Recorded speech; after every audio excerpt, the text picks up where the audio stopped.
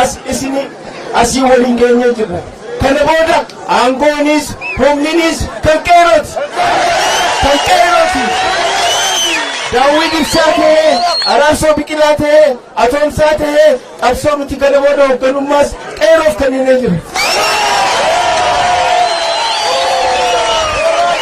Kunoo qabrii abbaa jaarraa dhaabbannee isiniif kenninee jira.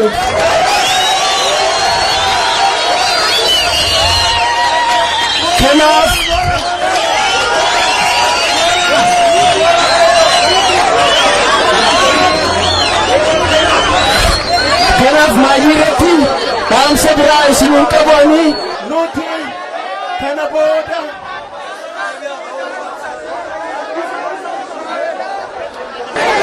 waan waliin jirruuf jecha yeroo fedhetti haala fedhetti isin bira dhufnee waa hundaa waliin fidachuu dandeenya.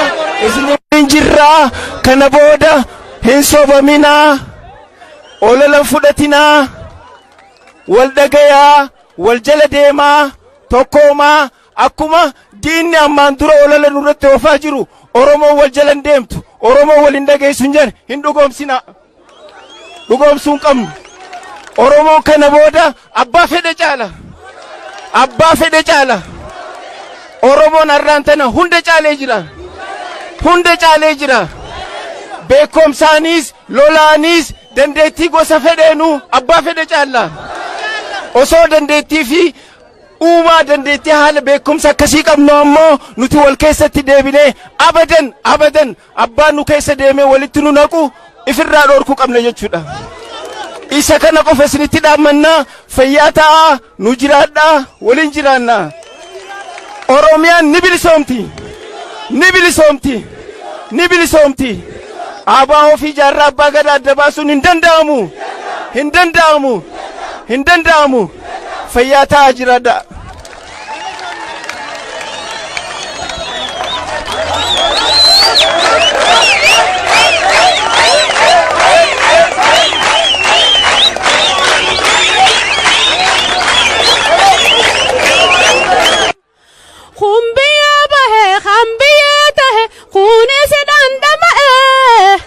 Tanagara khona nyaate wayya jiru na hamate.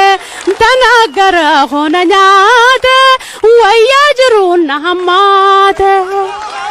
Ya khada bahiyom se manasara bahe onse matisa dirradise kabso katif bahe khufe daggala khayse dukoite naftu lafenesa. Fajibili summa sabatin mayruwan oludinisa. Fajibili summa sabatin mayruhin oludinisa. Ngotanga kali sabaha jallan kabso ganama. Warega magotani galan bili summa. Khumbiya bahe khambiya tahe khuni sidan damae. Tanagara khona nyaate wayya jiru na hamate. Tanagara khona nyaate wayya jiru na hamate. Bifle sabab chachalu buusa gumacha gode ifkanne tare itti daagacha itti gayrare ndiga saatin turre tarare kayyo sarraa soo hin dabin kuffise kufe dhugaa wareegamtan lammiidha.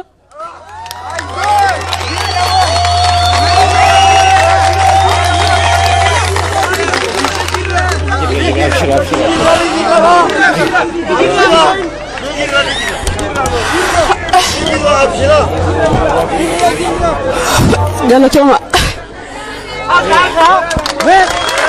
harka bile abor kar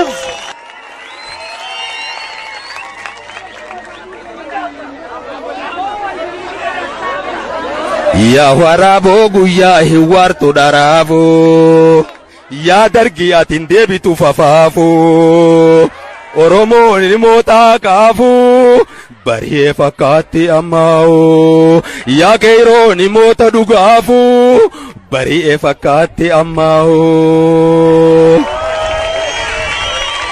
yaa waraaboo guyyaa hin wartu dharaafoo dargii atiin deebitu fafaafoo abaa'oon moota dhugaafoo baree fakkaatti ammaa'oo abaa'oon moota dhugaafoo baree fakkaatti ammaa'oo.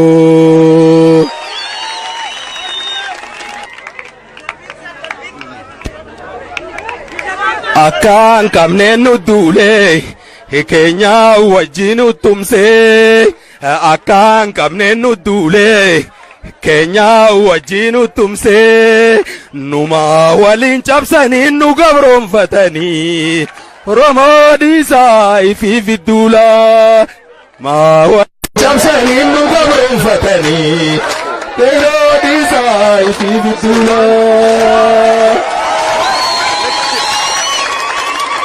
Reenka guugadhu waraabee sadeefaa dirmachuu lakkisee hoolaan maaliif rafaa haga irra geessu hin sossoohu bakka hoolaan guyyaa dhalan duruu samii harkaa fataalacha nyaatee durreessiis ni ta'a kana yoo hubattan tokkoon furmaataa akkaan qabneen nu duulee keenyaa wajjin uttumsee akkaan qabneen nu duulee keenyaa waliin uttumsee numa waliin cabsanii nu gabroonfatanii Oromoo dhiisaa ifi fidduulaa.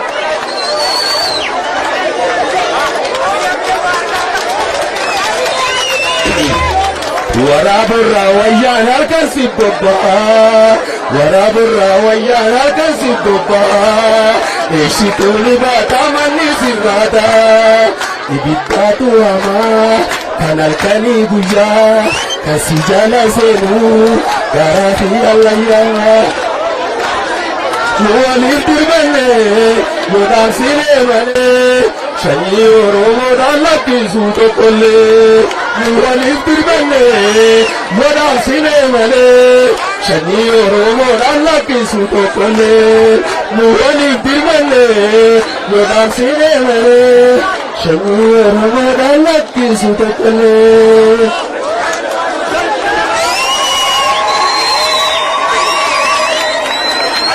Baga jiraattan hooyaa bulaa.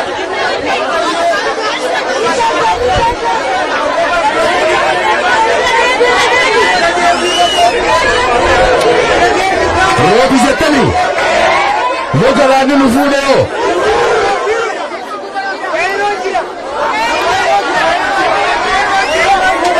qeeroon daakaa isaas ni beektii ilma samiirraas ni barartii waan tokkoon isin hidhaama wal nageenya waan tokkoon isin hidhaama bakki tun bakka seenaati qabrii abbaa keenyaa gubbaa jirra. Dubartiin talbaatum goosaa teessuuti karaafuu cirtumichi gooyte gudbii kana guba labaadha. Dubartiin talbaatum goosaa teessuuti karaafuu cirtumichi gooyte ifkuba qabaadha. Qeeroon waan nama tokkootaa hoyitoleetti tokkoodiisoo hoyitoleetti qeeroon. Sanyii koodiisaatiif dachii taatee rooba taatee elma garsiti. Hora bula. Yaadataa gootan kuufanii bibilisummaa beekoodhanii kabajaa biyyaa fi sabaa dhiiga seenaa seeranii karaa bilisummaa dhugaa bobaanii nuuf ibsanii bobaanii nuuf ibsanii. Gotan kale samiyara falmata bilisuma Oromo yaada kamna iftoodani wala bumaf lubuna mutu kituma ittalagon kabane huma isani silmana mati jibbaniti hadda gabruma. Akkam jirra jirtu yaabo isin hundi fayyaa qabaachuun bu'aa guddaa qabdi. Hawalloo agarsiise yaabo rabbi hamdi warra ummata Oromoo keessaafuu warra watara akkam ooltan gandi sila akka wayyaaneetiin as hin geenyu nuti. walaloo qopheesse waa'ee abaa warrattiin xiqqoo dhaamsasii isin dhageessuu barbaade. Qabsoon Oromoodhaa bara dheeraaf ture diddaan gabrummaadhaa yoom takka adda cire. Ummanni Oromoo mirga namaan tokko kasaas hin xuysisu bara 1850 keessa Teediroosii kaasee biyya isaa irratti ajjeefamaa ture. Gabroonfataa dhufaa dabraan nutti wal dabree abbaan haqaa hiyyoomee alagaan duroome qabeenyi Oromoos maqalee misoomse qabeenyi Oromoos maqalee misoomse. Gabrummaa buqqisuuf qeerroon falmii kaase. Nus akka keenyaan nama qabnu jira kallacha sabaa jeena Oromoota woboo yoom harka kannatee diina jala gore jireenya isaa dhiisee bosonatti kanne harka hin kannanne jajjabee mataa daafee kukuffisaa jira tiippellee fillee bobaa diinaa jala dahannoo godhatee halkanii fi guyyaa diina isaa yaachise. Maalummaa tiippelleef ni beekta Oromoo tiippelleef jechuun Tigraay irraa dhufe hanga har'aan tanaa saba gabroonfate biitii isaatillee biyya dhagaaftiinii biyya beelaa dheebuu taakkanaa tana biitii isaa bari Oromiyaa seenee biyya dammaaf aannanii jiituu magariituu uumama lafasii kam himeen kam dhiisa tokko lamaa miti. Jarri warri garaan tana hunda arga eessaan irraa gala handhuura Oromoo Finfinnee irra taa'ee halkaniif guyyaa karoora nu baase yeroo ammaan duraa oppodiyoo jedhee nu keessaan dhaabbatee maqaa abaahoodhaa balleessuuf dhaabbate maqaa dhaaba keenyaa balleessuuf dhaabbate. Akka Oromoonni yaanni tokko hin taane walgahii sobaa uummata duratti olola odeessa Oromoon dha'uuf kana yaanni isaa halkaniif guyyaa tattaafachaa bula harkaniif guyyaa tattaafachaa bula.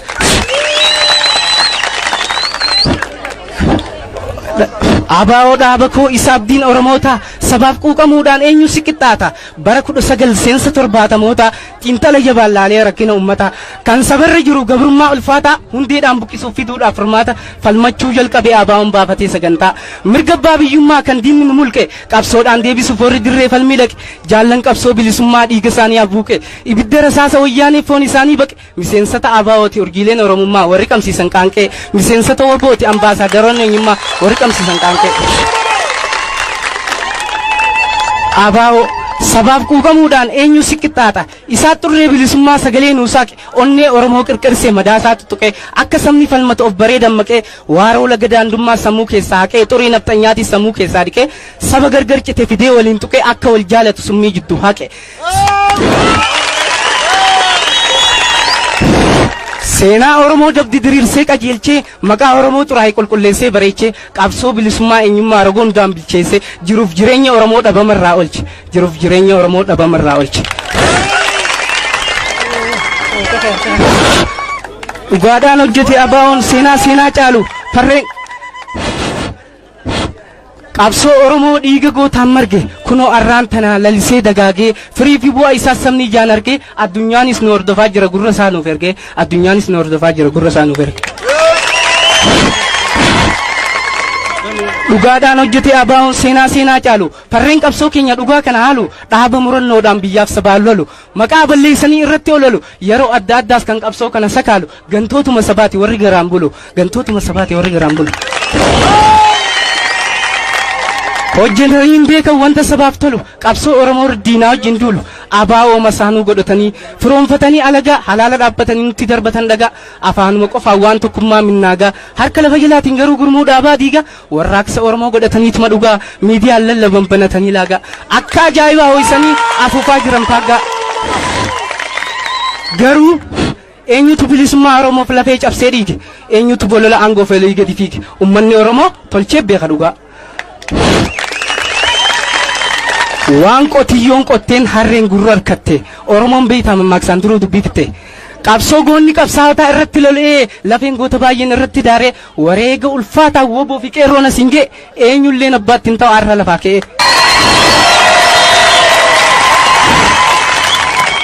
Warri iddoo adda addaa taa'ee qabsoo Oromoo fashalu warri abaa'oo fi woboo xiqqeessee abaaru. Dirree qabsoo dhaqee waan qabsoon ta'e argu yoo dhiiratee sabaaf cabee haadhiigu akka gooticha woboon lubbuu isaa horeegu waa'ee qabsoo haasa'uun akkasi kan miidhagu waa'ee qabsoo haasa'uun akkasi kan miidhagu. Yaa dhaaba koo woboo injifannoo boonsaaf baganuuf argamte waggaa dheeraa guutuu sabaaf lubbuu dhabde ara rabbi hamdi gammachuu guddaan kan wal agarre galatoomi injifannoon uummata Oromooti. Gargaarsa dhaaba kootii haa ta'u. Gargaarsa dhaaba kootii. fayyaa ta'e ulfaadhu jennaan dhiiroo waa hedduu walitti dubbannee jirra walitti dhaammannee jirra. Sooressi jaarraa abbaa gadaa qabsoo hoggaa dura eegaluu bakki inni dhaqee arbaa guugu ture. As gaara mul'ataati garuu asitti dhalate. Sana booda daaroo labuutti gad deebi'ee achirraa baalee deemee waa qofa wajji qabsoo godhaa ture. Sana booda Somaaliyaa deemee Somaaliyaarraa Haji Hussein Soraati wajjin paasaboora Oromiyaa jedhu 68 gara dhumaatti imbaasii Yamanirraa baafatanii biyya Yaman deemanii jechuudha. Inni akkasi ka'ee sun deemeet Oromiyaa hunda wal ga'e. Inni abbaa qabsooti jenne sooressa Oromoo hundaati kan qabsoo kana jalqabee warra buursan keessaa isa tokko jenne. Gandaafii miti gosaafis miti. Hangafa qabsoo saba Oromooti. Nuti warrirraa hafnees wanni dhaaluu qabnu akka dhala haarayaatti maal ta'uu qabna ree sanuma ta'uu qabna jechuudha. Oromoon saba tokko hiree tokko biyya tokko jenne. Rakkoon nuti qabnus rakkoo Oromummaati. Rakkoo amantiitii miti, rakkoo gandaatii miti, rakkoo kutaatii miti. Rakkoon nu qabnu maali? Rakkoo sabaati. Oromummaadhaaf Islaamaa fi Kiristaana baddaa gammoojjii wajji dhumaa turre. Ammallee dhagaa nuti ka barbaannu jabaa gandaa jabaa gosaatii miti jabaa sabaa barbaannaa jechuudha. Kafirratti alba'uu fi kafirratti wal dhukkubsatuu fi kawanna ta'ellee taatu gosti numa awwaaltuumaatii miti. Garuu kan barbaannu maali? Kan rakkoo Oromoo keessaa baasu jiraa sabaati.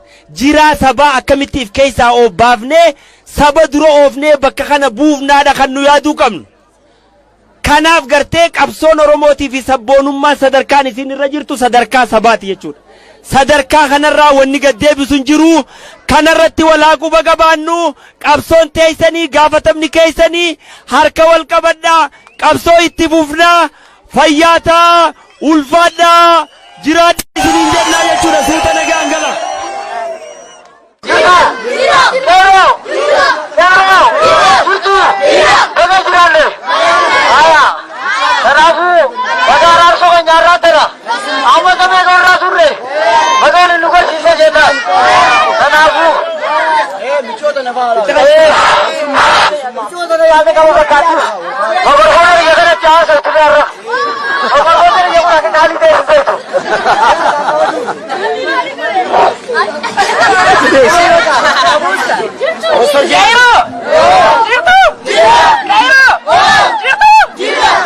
Ana dhaggeeffadhaa waan inni isin hin jiru.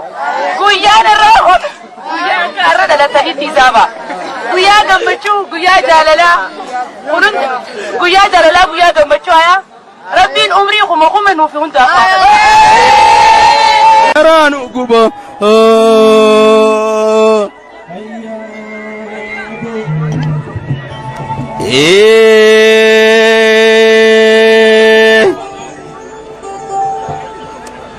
Gada Borana kaba, Gada Borana kaba, Gada ilutu kaba, Gada ilutu kaba,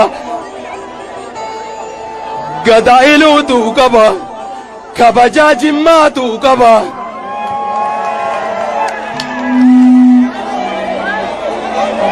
Jolle baji far jolle bajo birmali faye jenne. Gababa kakuba wana tinugo te garanu kuba.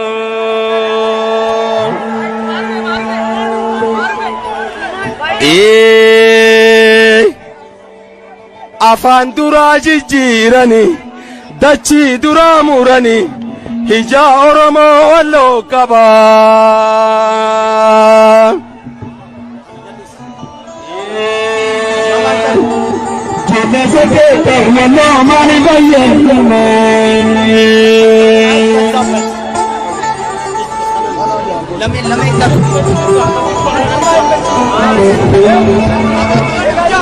Galeeti dame irra dame gandisa osoni go wanta ukari dubbi fannisa galeeti funyan dabadu gonani gadaba gowa walala daba karima jala daba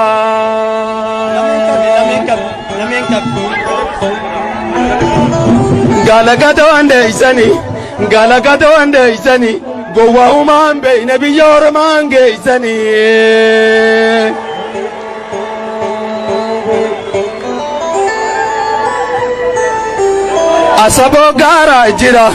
asabo gara jira gara kormatu jira Garammadana kaba, onne tukulkana kaba, akka fedhen dubbadha, waan hin fedheen sawa. Abaa fi qeeroon namoota jira.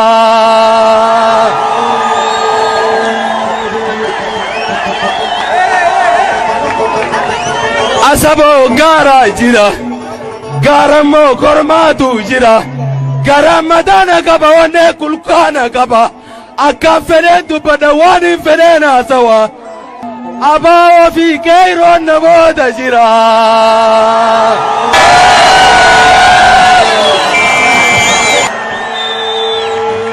Akka fedhen dubbadha, waan hin fedheen sawa. Wayii. Akka fedhen dubbadha, waan hin fedheen sawa. Woo. Goota gurra looti. Daawwit Ibsaa fi Araarsoo biqilaan namoota jira. Qeeroodhaan namoota jira.